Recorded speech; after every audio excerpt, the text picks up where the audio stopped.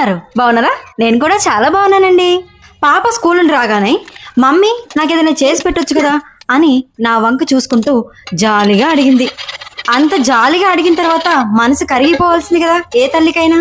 ఇక 1 మినిట్ కూడా ఆలోచించకుండా ఇంట్లో గోధుమ పిండి ఉంటే అదే పిండితో ఏదైనా రెసిపీ చేద్దాము అనుకున్నాను. ప్యాన్ కేక్స్ అని ఇప్పుడు ట్రెండ్ అవుతున్నాయి, కానీ అంటే బనానా, ఎగ్స్, షుగరు, గోధుమ పిండి ఇవన్నీ చేస్తున్నారు కదా, అవి ఇప్పుడు ట్రెండ్ అవుతున్నాయి. కానీ నేను 6-7 ఇయర్స్ ఉన్నప్పుడు మా ఇంటి పక్కన, మా అమ్మమ్మ వాళ్ళ ఇంటి పక్కన బెస్త వాళ్ళు ఉండేవాళ్ళండి. అయితే వాళ్ళ దగ్గరికి వెళ్ళిన ప్రతిసారి ఆ అక్క నాకు ఇలా చేసి పెట్టేది.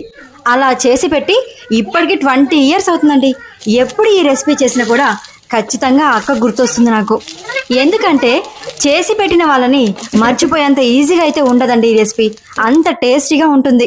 అందరూ చేసుకునే విధంగా అంటే బనానా, ఎగ్స్ ఇవన్నీ వేయకపోయినా ఓన్లీ గోధుమ పిండిలో షుగరు, ఇలాచీ పౌడర్, కాస్త నెయ్యి యాడ్ చేసుకొని వేసుకుంటే ఆహా ఉంటుంది. నేను వీడియో తీసుకుంటే ఓ పక్క మా హస్బెండ్ చూడండి ఎలా లాగుతున్నారో ప్లేట్ని. ఆగబోయి కాసేపు వీడియో అన్న తీసుకోవాలా లేదా అని నేను సీరియస్ అయిపోయాను. ఎందుకంటే మా మ్యారేజ్ అయిన దగ్గర నుండి ఎప్పుడో అప్పుడు చేసి పెడుతూనే ఉంటాను ఆయనకివి. ఆ చాలేవే చూపించిన కాడికి అని చెప్పి నా దగ్గర నుంచి లాగేసుకుంటున్నాడు. అంత ఇష్టమైనకి. ఇవి చూడగానే అలసిపోయి వచ్చి దీనంగా చూసిన మా పాప కళ్ళలో సంతోషం చూశానండి. ఇంతకంటే ఒక తల్లికి ఏం కావాలి చెప్పండి.